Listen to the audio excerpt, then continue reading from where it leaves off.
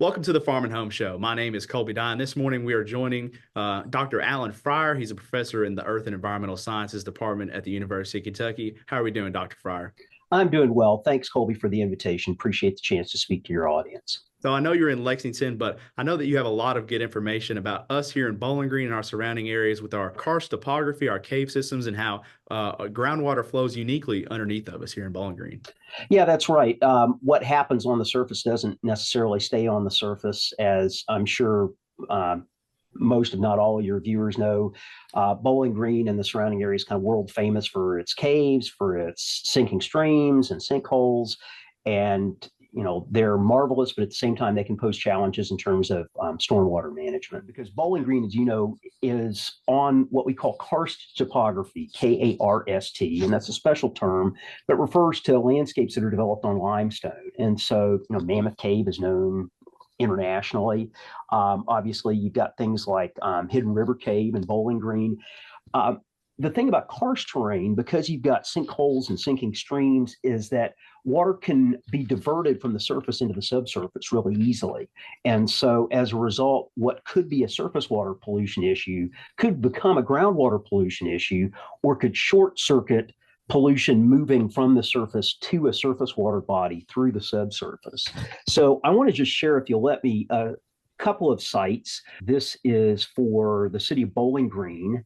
And what I'll do now is move from this site. So this is at bjky.org/stormwater, and go to a great site that is under bgky.org. And so you can see here what is stormwater.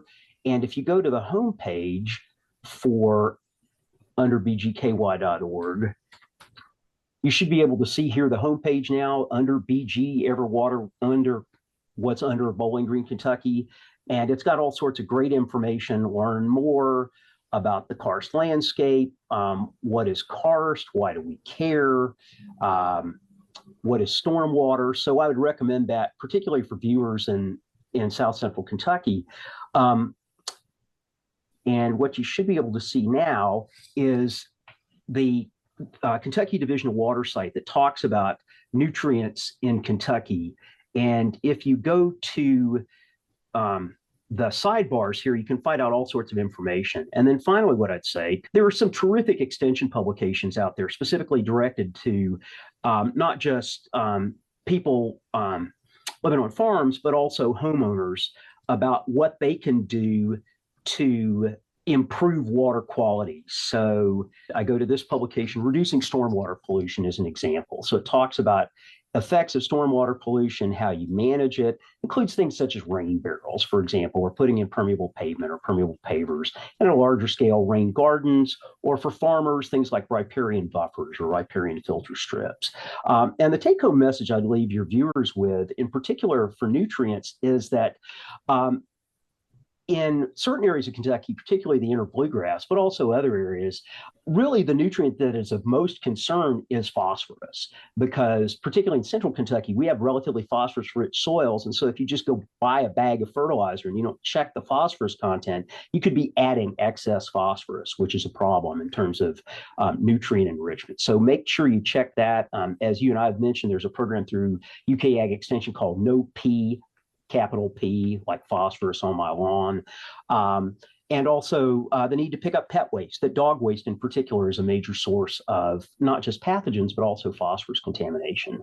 I appreciate your interest and that of your viewers. And just to emphasize again, there are all sorts of terrific resources out there on the web, such as I've shown from the city of Bowling Green, from the Kentucky Division of Water, and from UK Ag Extension.